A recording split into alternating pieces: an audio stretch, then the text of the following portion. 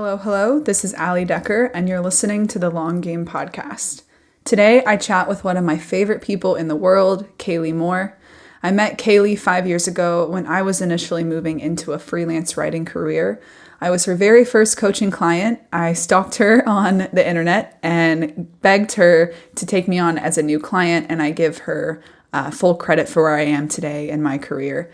Kaleigh is a super well-known freelance writer, coach, and consultant. You might have seen her active on Twitter or as the co-host of either the Creative Class podcast with Paul Jarvis or her podcast called Freelance Writing Coach, which she hosts with Emma Masko. Kaleigh started her freelance career 9 years ago and has grown her brand into an amazing mix of B2B SaaS content marketing for brands like Shopify and Ecommerce. She also writes authoritative retail journalism pieces for Forbes and Vogue Business. She's built an amazing freelance community on Twitter and across the internet, and she also consults for many startup brands as they build their own content marketing engine. In this episode, Kaleigh and I discuss everything from building career in freelance writing to honing our own creative catalysts in a super noisy world. Without further ado, here's Kaleigh.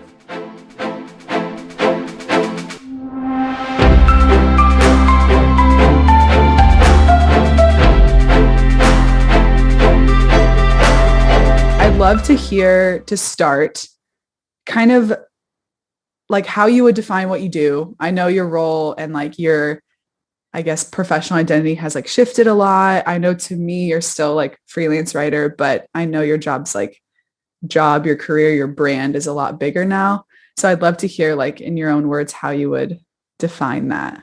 Oh, this is always such a tough question for me. And we had family in town last weekend and they were all asking me what I do. And I did such a horrible job explaining it. Yeah. So much so that my husband was like, I think you need to work on that a little bit. So I'm going to do my very best. Okay. But yes, I do still identify as a freelance writer, although I would say now I'm more of kind of working in an editor consultant capacity. Okay. So I do work with a team of subcontractors for some of the work that I do. Still a lot of work within the e-commerce and software as a service space, kind of the e-commerce platforms like Shopify, BigCommerce, those types of people, and then the tools that integrate with those for the seller side of things. So like email marketing, referral tools, affiliate programs, things like that. The two things go hand in hand. So I help with a lot of blog content, usually long form, with expert insights tied in because I have a pretty sizable network at this point in time. Lots of research, lots of like search engine optimization type stuff. But I also do a lot of other things. So I also have contentremix.com now, which is taking podcast or video audio and then turning those into narrative style recaps. So I have a team that helps me execute those. Not super marketing it at this point, but like slowly ramping up with that. It's been probably like 5 or 6 months so far.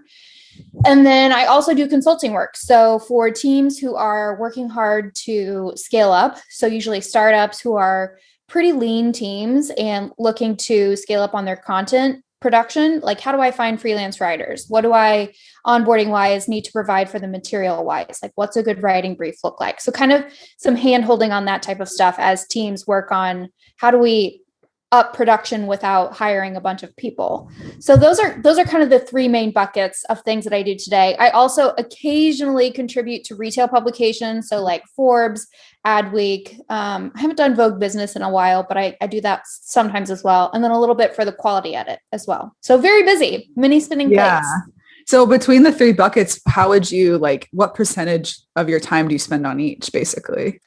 It depends on how many consulting arrangements I have at the time, but I would say the bulk of it is still with the content creation side of things. So a lot of it at this point is like people management, making sure briefs are really, really thorough, a lot of editing, a lot of collaborating on just making sure drafts are where they should be.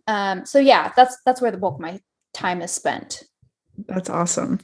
I want to go back a little bit. And these are questions I think I know the answers to, but just to recap for our listeners, I want to hear about your first few freelance jobs and how it started. Let's go way back. Okay. So I started doing this on the side while I was working my full-time job. That was about 9 years ago. My first couple freelance jobs, I was doing some social media management just because it was something I had experience with running my own e-commerce store. So just did some networking locally and was like, hey, do you need a young person to basically come in and help you figure all this out? So that was my first true freelance type of work. It quickly, though, evolved into me realizing I didn't really love that work. And so I started doing more of the writing, which I did really love. And I did some like website copy projects. I did some blog writing, all of it for very, very little money. But really loved the work and was like, wow, I could do this. And like, I'm pretty efficient and I like this. I want to do this full time. So yeah, my first couple of jobs, I worked for a lot of different types of industries. So I did like an HVAC company's website. I did some, medical independent review, like just so random stuff. And it was scary because every time I had to start a new assignment, I was starting from zero. I had to research, I had to learn about the industry. And so that was really, really stressful. So yeah, those were my first few jobs and just kind of feeling things out as I went. Yeah, I feel like most freelancers have those jobs. Like I remember someone reached out to me about writing for like a horse training site because I was from Kentucky. Purely what they went off of. And I was like, theoretically, I should know about this, but no, I can't. I can't do this. I remember with you, like working the coaching that you did for me, like you were the first person to teach me the importance of having a niche or a niche or however you pronounce it. Like that was one of the first big lessons I took away from that. And the turning down the horse job was like my first exercise in that. I was like, in theory, I could write about this, but it's too much work. That's the thing. And when you are getting started, it's really tempting to say yes to every opportunity because you're like, well, I need the money. Right. Like, I'm not busy. Right. But it's so stressful. Once you get into it, you're just like, I am so out of my depths. So your e-commerce business was jewelry, correct? Did that influence like how you chose your own niche and what you wrote about? Yeah. So I think I kind of naturally transitioned into that e-commerce space that I'm still in today because I had that hands-on experience. So I could pull from being that seller, I could pull from my own experiences with testing different marketing tactics and the pain points of like being in the shoes of the merchant. And so I still pull from that today. Obviously, I'm always learning and I'm not in it myself anymore, but having that perspective, I think was a great value add as I was pitching myself for these opportunities. And I think it really did kind of help start the snowball effect within that space, because then I had some sort of springboard for those conversations and saying that like, hey, I'm not just a newbie writer. I've also done this a little bit myself. Yeah, that's huge. I feel like that's kind of expert insights before expert insights were a thing. Yeah. Do you think now, like knowing what you do, you would ever jump back into being an e-commerce merchant or starting a store? Yeah, I think about it all the time. I really do. And the reason I sold my business when I started doing this full time is that I was like, I can't do two things well. And I don't want to half-ass two things. I'd rather whole-ass one thing. So I don't know if you can say ass, maybe bleep me. But yeah, I do think about it. And especially with everything that I know today and all of the opportunity that I see within the e-commerce space, it's really tempting. But I try to remind myself like, shiny object syndrome is real and just try to focus. I feel it too. I wonder if most writers do, because as a writer, you get to touch so much, like high level, right? Like the research, like sometimes I'm researching something and I'm like, I want to play, like I want to do this, but then I just have to write about it. And I'm like, okay, this is all I can do today, all I can manage well. So I definitely feel that. So I want to touch more on, so you went from e-commerce and you wrote about it and the SaaS tools that integrate with those platforms. But I see you working more with D2C now. Like I've seen a lot of things that you post, products that you get or buy from friends or clients. Do you work with more D2C now than you did before? Or is it still kind of a healthy mix between like software and then D2C? It's funny. I actually don't work with that many D2C companies at all. I've done some copy auditing for them in the past, but it's mostly in the context of like the reporting work that I do and just industry expertise. I feel like that's kind of how I've navigated and fallen into that sub niche within the e-commerce world. And I think that was part of the part of the reason I've really put a flag in this particular area, because a couple of years ago, my husband was like, this D2C space is direct to consumer space is emerging, and you should look into that. And there's this whole community online of people who talk about this one specific area. And so by being enmeshed in that community and becoming part of that world, it opened doors to new opportunities as well. Mm-hmm. So not only does it help the client work that I still do today, but on the reporting side of things, it's opened more doors there. It's helped me get more like trend insight, news insight, things like that. So those two things go together really well. Yeah, I would imagine too, writing for publications like Shopify and BigCommerce, like having that kind of direct network, you can be a really awesome advocate for them. And then you have like sources automatically. Like you don't have to go for quotes and data and stuff like that. And it's great for SEO too, because every time you quote somebody and you let them know when the piece goes live, that is a way to boost organic sharing. They don't always share it, but a lot of times people do. So that's a nice value add that I can bring to the table. For sure. So how did you start building that network? Just curiosity and reaching out? Yeah, a lot of it's through Twitter. So I've been on Twitter for a really long time. And again, my husband was like, you should check out these people who are talking about this. And so I went to Twitter, started kind of seeing what these people were talking about. And then those conversations sometimes moved into Slack groups or one-to-one phone calls. So yeah, I just kind of evolved from there. But I think also it's like looking to the niche publications who are writing about those types of things too. So just by finding them and then becoming part of those communities and really participating there and getting some name and face recognition. I know that sounds kind of vague when I talk through it, but that's really how it happened. Yeah. So how do you balance like your creative content creation work and then like pouring into those communities and staying engaged? Like, how do you mentally balance those two things? I think staying engaged with the communities is sort of like my office water cooler. So I have been working alone from home for 8 years. There's no sound on all day long because I can't write to any noise or anything. So I use those as breaks throughout the day to talk to people and to feel that connection and to beat away the isolation that sometimes comes with this type of work. So I don't think it's necessarily an either or, but it's kind of a nice supplement to my daily work day to just be able to pop in and like see what people are talking about and go back and forth and chime in with my 2 cents, things like that. So what does your day-to-day look like these days?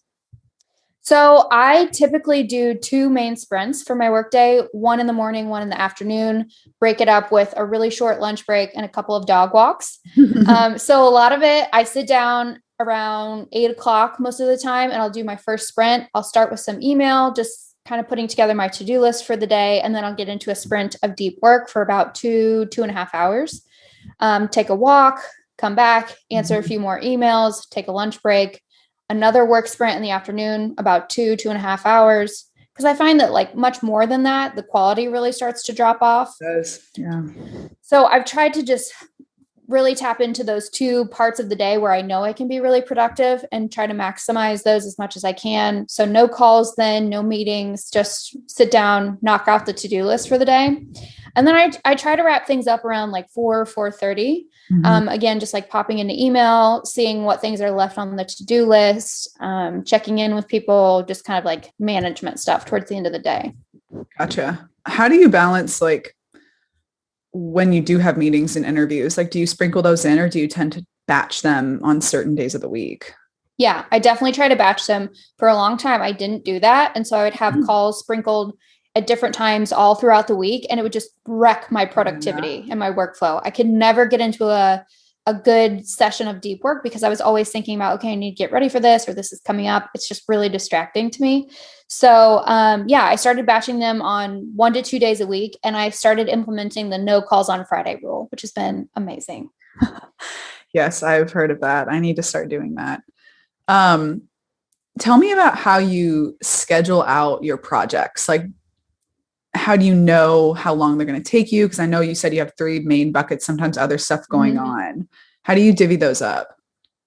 It's really, I don't have a strategic or scientific way of doing it. It's really just, I know kind of what my capacity is at this point after doing it for so long. So I'm just kind of always mentally tracking. I have a paper to-do list and just kind of like a spreadsheet of all the things that I'm doing right now, deadlines, due dates, all of those things are written down. So they're always right in front of me. So I'm always just really cognizant, mindful of what's coming up and how full my plate is. And so once the plate starts getting full to the point where I'm like a little bit nervous, that's when I start saying, okay, my next available start date is like 3 to 4 weeks out. And so I'll start giving myself some padding before the next project. Gotcha. Yeah, I'd say that's a good thing to do. That feeling of nervousness, I think everyone knows how that feels, like, oh, going back to that whole, like, I want to say yes to this, but I know I shouldn't. Kind of honing that judgment call. So you have a podcast with Emma. Tell me about that. So Ms. Masko is a fellow freelance writer. She and I have always done really similar work, oftentimes with a lot of the same clients.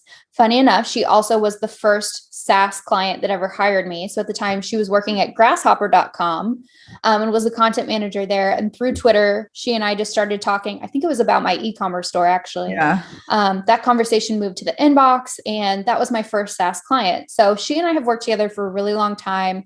She also, shortly after, started working with me. About a year after that, she quit the job and started freelance writing full time.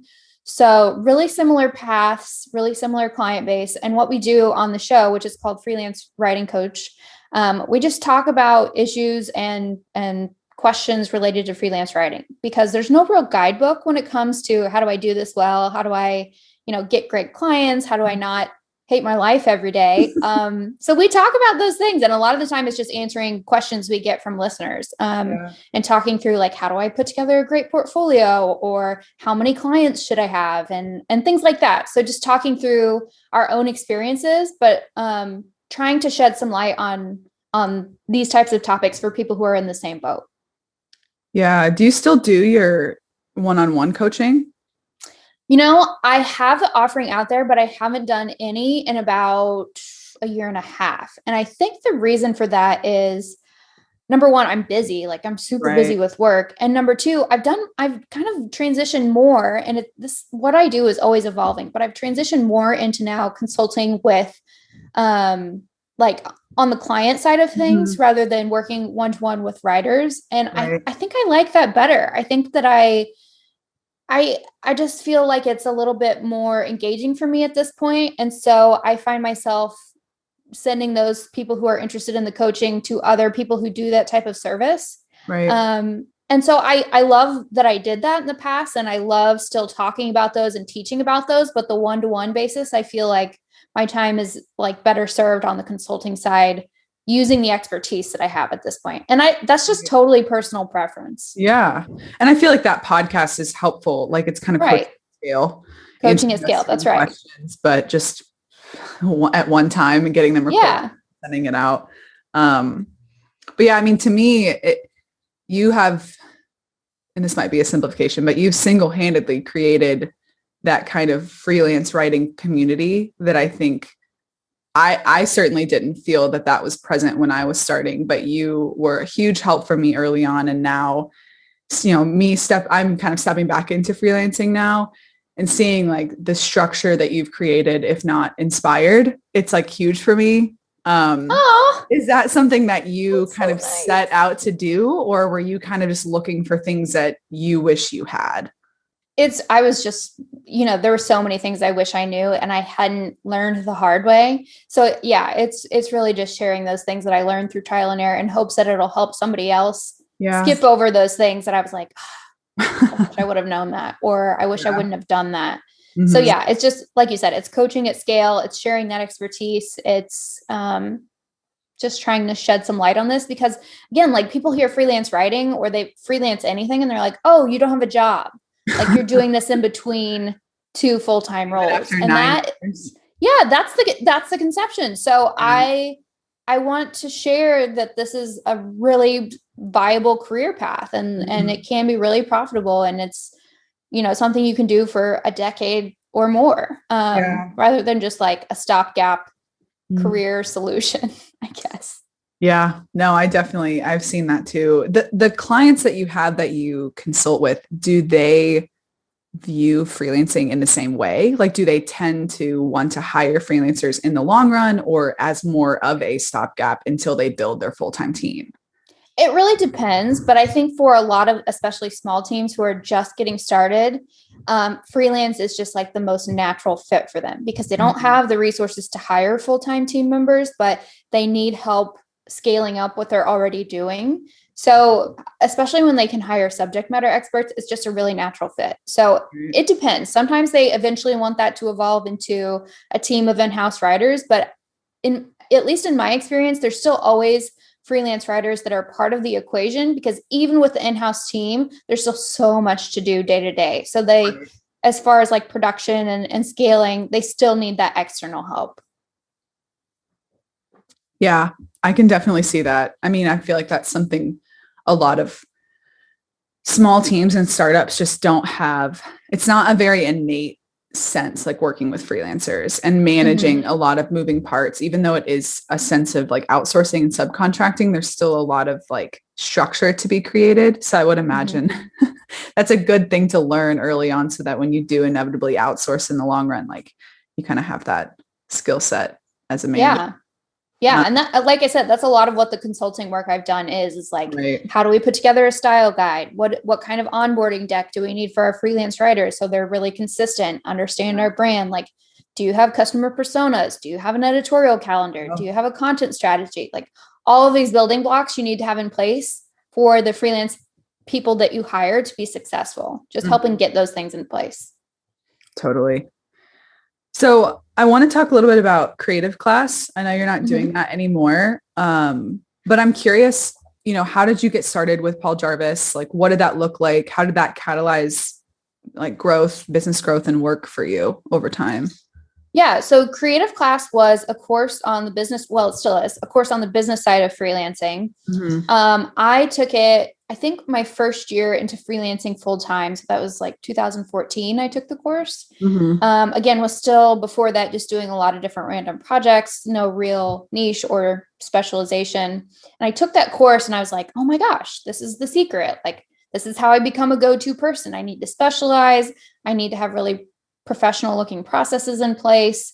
Basically, like I just need to get my stuff together. Like I need to have a workflow and be a professional person when I come into these working relationships. And so about 2 years after that, Paul sent out an email and was basically just doing a survey on like, hey, I'm going to do version 2 of the course.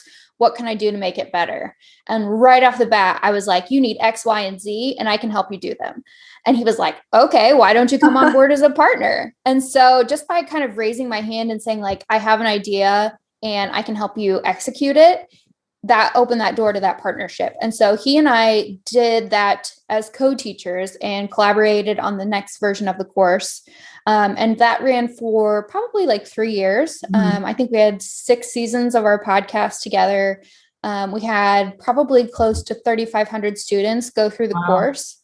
So it was a really great experience to see, one, how the course was built, because that was Paul's expertise, and 2, the feedback from students, the questions that they had. And again, that's a kind of something I've springboarded off of for this new podcast that I have with Emma. So it was really cool just to have that as part of my journey. And I think that was a good ethos builder too, because Paul had a much larger audience than I did. So yeah, it was just a cool thing to be part of. And again, like just raised my hand and said, let me help you. Here's how. Right. So how did that close? Like, what was the thought process behind the end? And like, what did that look like for you guys? Yeah. So the course now, we used to launch it twice a year. It's now open indefinitely, but we're not doing the podcast anymore. But after about 3 years, he and I were both kind of going in different directions. He was building new software and I was doing more consulting and things like that, really narrowing in on the freelance writer audience rather than just like freelancers in general as one bucket. Yeah. And so it was just a really natural time for us to be like, okay, we should probably like move on from this, but leave it open because the material is pretty evergreen. So yeah, it was just less of a time commitment on our part with no more launches, no more podcasts, but the material is still there. So it's still open today. We still have people, trickle into the course, but we're not actively marketing it. We're not sending out emails, anything like that. Gotcha. So how do you educate yourself today? Lots of reading, lots of Twitter time too. I feel like Twitter is such a great place to hear about trends and things that are emerging within your space. Follow really smart people who know more than you and see what they're talking about. I also subscribe to a lot of great newsletters that are pretty niche again. And so just being really curated about what things I let into my brain and let get in there because there's so much noise. But yeah, I also do a lot of like researching and reading for the writing work or editing work that I do. So it's kind of part of the job, I feel like, to stay up on things. So how do you balance, I guess this goes back to the same thing, the same question about like the community engagement. Like, how do you balance execution and then like absorption in your day?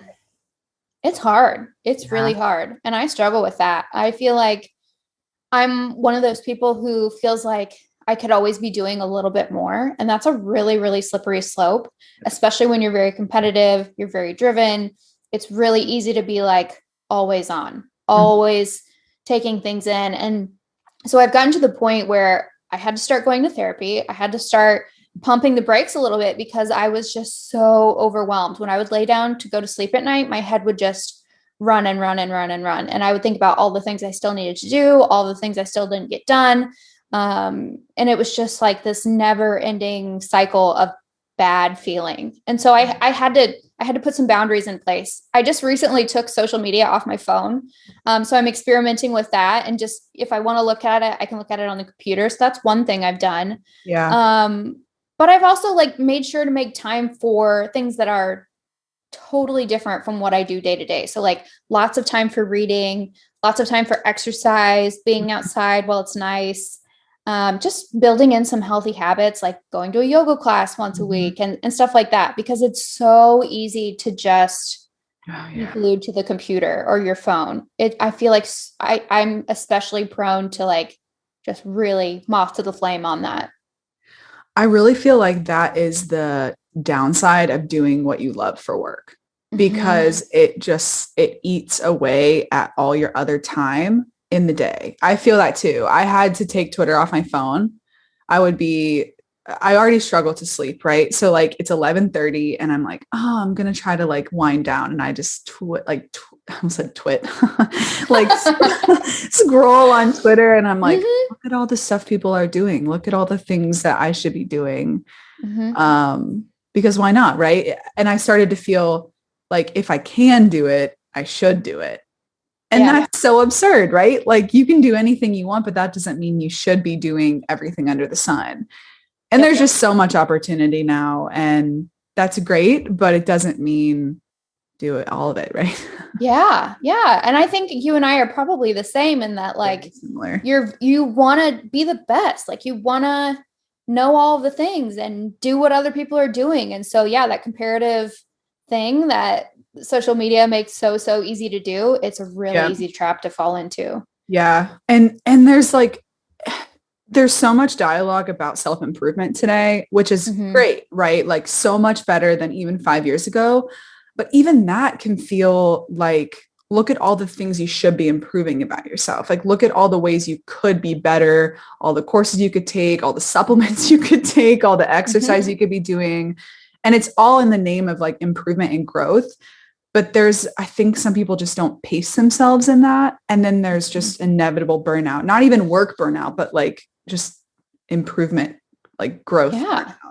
I felt it too, because in the last year, there's, like I said in the beginning, not a lot going on, right? I think people are getting busier now, but look at all the time you have because you're stuck at home. Look at all the things you should be doing.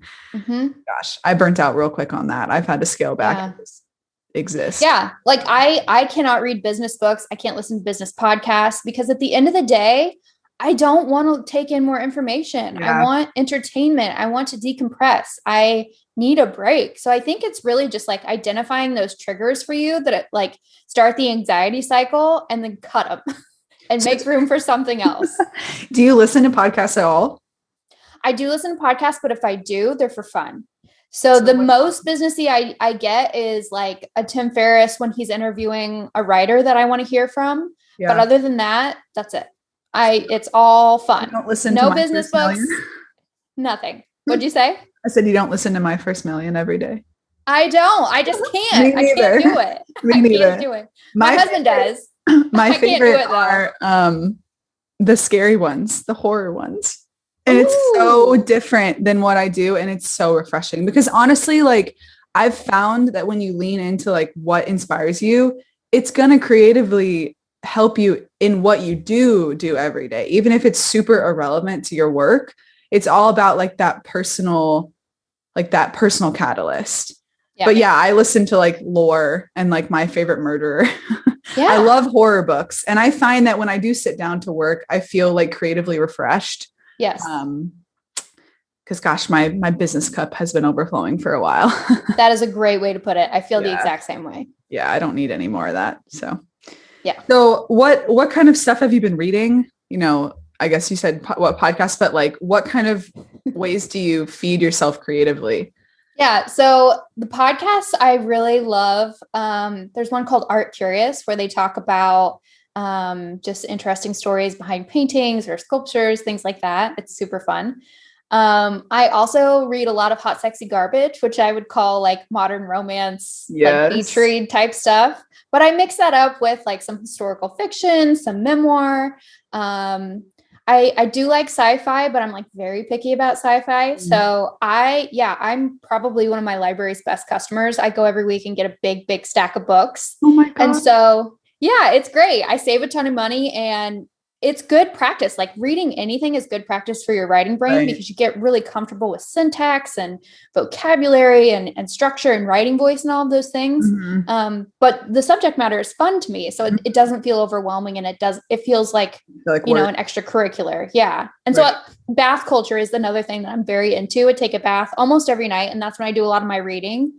And it's just a really good wind down for the end of the day. It helps me sleep. So yeah, that's my thing. Oh my favorite book that I've read recently was one called Sorrow and Bliss by Meg Mason. Okay. Which is fiction. I would compare it to like Fleabag if you watch that show. But it was just a really fun read that was really beautiful and really well written. I loved that one. So do you do any writing like outside of B2B SaaS and stuff? Like how do you balance your creative writing in general? Yeah. So I did the NaNoWriMo National Novel Writing Month about 2 years ago and was able to finish it. I have not revisited it since then because I'm intimidated, but I have done some editing work for friends who have written books that are like fiction stories. So like, for example, I just finished editing one for a friend who was on their second or third draft. And it was just a creative writing project that they did. And that really, I feel like kind of inspired me to pick mine back up. But that was such a cool thing to do. It was great to switch gears and to get into the editorial mode for a creative project because it made me think about writing in general a lot and what I like and what I don't like, what things work, what don't. And again, like that's a side project. It's a creative thing, but it does have benefits for the work that I do day to day too. So it's a good thing to have. And then talk to me about your writing process for like a B2B SaaS or Ecommerce SaaS platform, all the words, like that kind of work. And then like a Forbes article. Okay. Yeah. So the software and like e-commerce writing work that I do, it's usually pretty long form, pretty research heavy. So that workflow and process is very, very regimented, very structured. Mm-hmm. Starts with a super detailed writing brief. And then I just do like a brain dump when I'm researching. So start building out a messy outline and then tweaking the outline to make it cleaner, make more sense, more organized, structurally, things like that. Then do some outreach to people, get some quotes to tie in, get some data, get some images, get some examples to tie in. So that's kind of the format for how I build those out. Mm-hmm. But for like a Forbes or a journalism type reported piece, it's a lot quicker. It's usually a matter of like, here's the focus of the article. Here's some research to support it. Here's some insight from an analyst or somebody within the space. And that's it. It's because they're pretty short form. They're usually like 850 words. Right. So yeah, they're really quick to knock out. And it's a pretty formulaic approach. Gotcha. So how do you pitch those ideas, or do they send you those? Most of the time I pitch. And so because I have great relationships with editors, it's most of the time like, yeah, run with it. Like there's not a lot of back and forth or, workshopping ideas. So I think that that's another benefit too, to really knowing the space, is that you can easily spot the trends and things that are new and position those as like, here's something we need to be talking about. So that's a great value add for those types of engagements if you're interested in doing that kind of thing too. Do you tend to kind of come across those ideas in your other kind of research work? Or is it like after hours, you're scrolling, you're reading, and you're like, wait a second, I see something? It's a little bit of both, but I would say probably 75 to 80% of the ideas I get is just from watching Twitter and seeing what people are talking about, seeing how people are like, hey, look at this brand doing X, Y, and Z. This is really new and interesting. And sometimes if the well is dry, I will just go to the expert sources I know and be like, hey, what are you seeing? Gotcha. Give me some ideas on like emerging trends or patterns that you're noticing. And then I can also leverage them as the expert in the story, but it gives me some fuel for ideas. So how do you manage your network? Like, do you have like a spreadsheet or like a CRM or just? I used to be really strategic about it. But at this point, honestly, and this is so non-scientific, but I will go to Twitter. I have a really curated following list and I will type in, like if I'm looking for an expert source, say I need like somebody who knows consumer packaged goods, for example. So I'll go in and type in that keyword into my search bar and then filter it by people I follow. And that'll give me a short list of people I can talk to. So it's a great tool for that. And I also monitor like keywords in conversation. So if there are people who are talking about the topic, that's again, an easy way to find people who know about that. So how would you recommend curating a Twitter following? Like, is it just trial and error? Like, I'm going to follow this person, and then you're like, never mind. A little bit. Yeah. And so I look for people who focus on one really specific area when they're tweeting. I want to know what their expertise is, what they're talking about. I don't mind if they sprinkle in some personal things. That's totally fine. But I want there to be a good amount of value from the things that they're sharing there. That's also what I try to do with like sharing writing and freelancing insights through my Twitter account. But it's just a really strict, like I have less than 1,000 people that I follow, and I'm always kind of going through and being like, this person hasn't said anything for a while, so I'm going to unfollow, just keeping it pruned down and making sure that there's as little noise as possible. So I want people who are really active, who are talking about things that are relevant and interesting to what I'm doing, and that are well known within the space too. I want people who are not just like brand new to the topic coming in to chime in, but like have some sort of foundational expertise around the topics. Right. Yeah. I mean, what you said earlier about cutting the noise, it's more real than ever. It's so noisy. How do you do that across the board? I know you said newsletters, Twitter, like, how would you recommend doing that? Because I personally am struggling with that right now. Yeah. Just be really selective. Find out what things you actually find yourself opening, reading, listening to, and everything else has got to go. Yeah. Because there's a lot of quality out there, but I think it's different for every person, what is interesting and useful to you. So be really clear about what that looks like and then cut everything else. Whew, it's so hard now. It's so hard. it's an awesome culture we live in now, this like creation culture. I think it's more encouraging than it's ever been, but there's so much junk. People just put stuff out there to be heard. And honestly, and this is speaking from someone who I don't always feel like I deserve to be heard. Like I'm still working on like what I know and what I feel like I have the right to share. But some people just don't like filter themselves. They're just like, I just have a voice. Like I'm interesting. I am cool. I need to be heard. And I'm like, no, you really don't. Why don't you figure out what you like and what you know, and then have a voice? So sometimes I hold myself back too, because I don't want to produce junk either. But yeah, I think as long as you have a background in the thing that you're talking about and you are not just like brand new to the space, just chiming in to be chiming in, you probably have some unique perspective to share.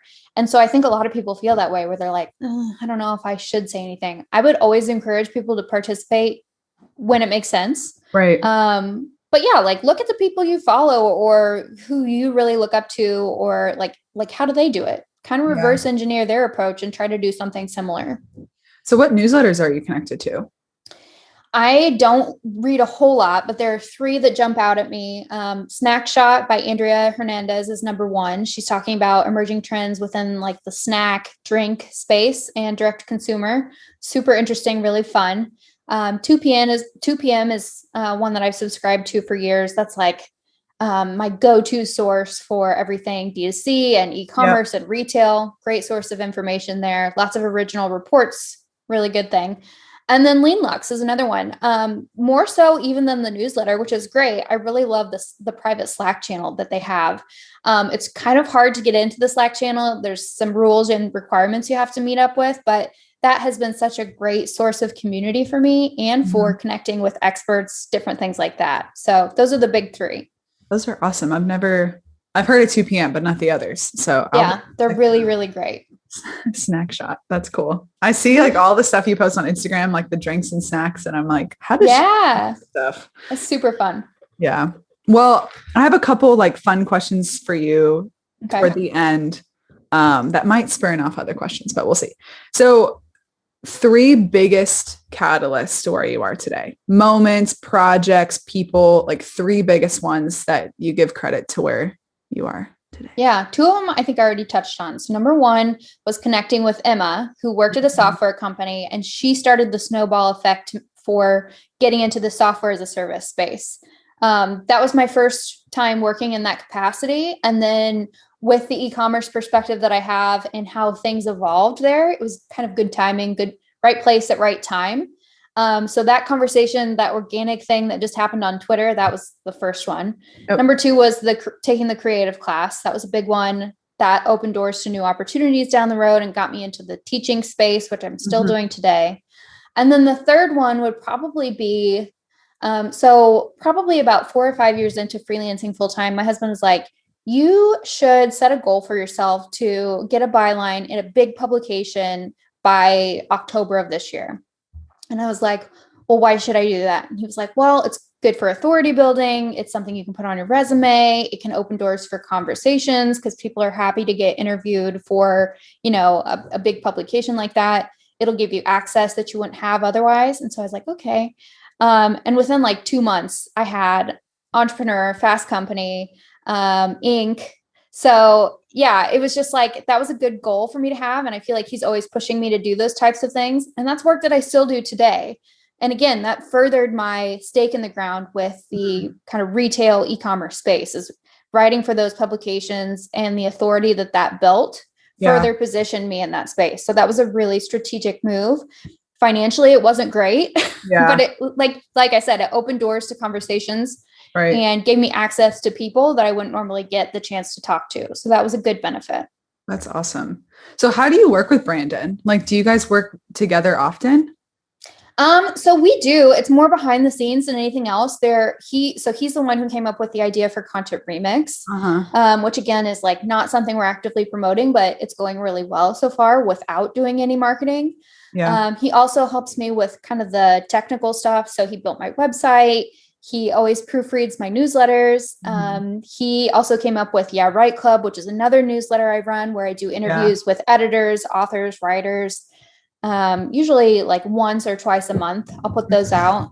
So yeah, he is a great source of ideas. He's always pushing me to try new things, which is sometimes very frustrating and annoying, but it's good. But yeah, he also is always listening to the business podcast and reading the business books that I won't read. So I get that passively through listening to him, which is a nice like value add. Yeah. He does a lot behind the scenes though. I have to give him credit for that. So tell me about Right Club. How do you meet those folks? How do you decide who to interview?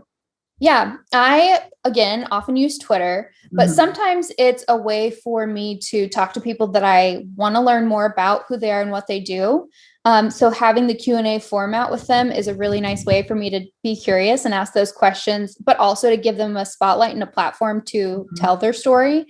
Some of my favorite interviews that I've done, I got to talk to Eric Larson, who wrote Devil in the White City, and a bunch of other books, but he was one of my favorite authors. So that was really cool to talk to him one-to-one.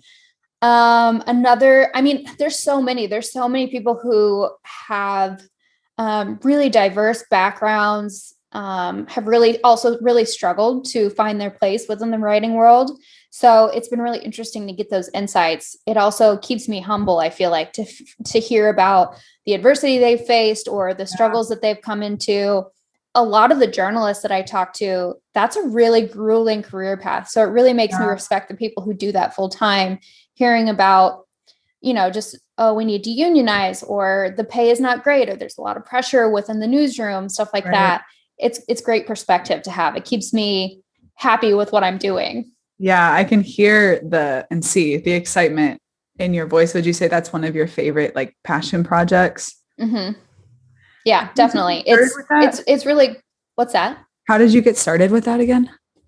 That was just an idea that Brandon had. I think originally we had talked about doing like branded merchandise, which I hope we'll still do down the road, but it just kind of was like, well, we need to have some content to build this up in the first place. And so it was like, well, why don't you do interviews with writers and editors and things like that? So I was like, okay, well, let me see who I know and see who'd be willing to talk to me. And I think we've probably done like 30 interviews so far over the past couple of years. So we've tried to stay really consistent with it. Sometimes it's hard because people can be really slow to get back, but we put it out as often as we can. And like I said, it's a fun way for me to learn as well.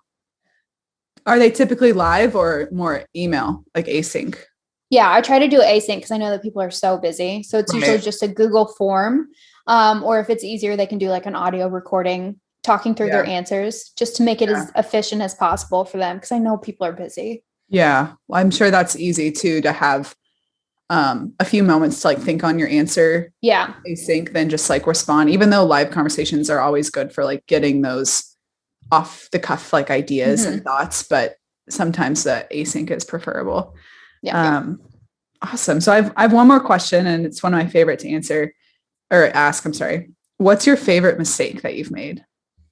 Oh gosh. Let me think on that. Favorite mistake. The thing that's coming to my mind is that when I started doing this, I was doing the social media work, whether it was social media management or advising. And I thought I liked that because at the time, again, this was a decade ago, but it was new and it was something I knew about, and it made me feel like I had something valuable to bring to the table. But I got into it and I realized how quickly it changed and how tedious it could be and how time consuming, and you're always on, like you're always fielding messages from people. So I'm glad that I did that to learn that it wasn't what I wanted to do. I feel like sometimes that's the best way to learn, is to do something and figure out if it works or it doesn't. And for me, that was like, I don't like this at all. I don't want to do this anymore. And that's what kind of pushed me into the writing path. So it was a good mistake. And it was the thing that got me to leave the full-time job. I had 2 contracts doing the social media management, and it was a monthly retainer. So it has some financial security to it, and it got me to make the leap, but I'm glad that I don't have to do it anymore. Yeah, I would say so too. That's not my favorite at all.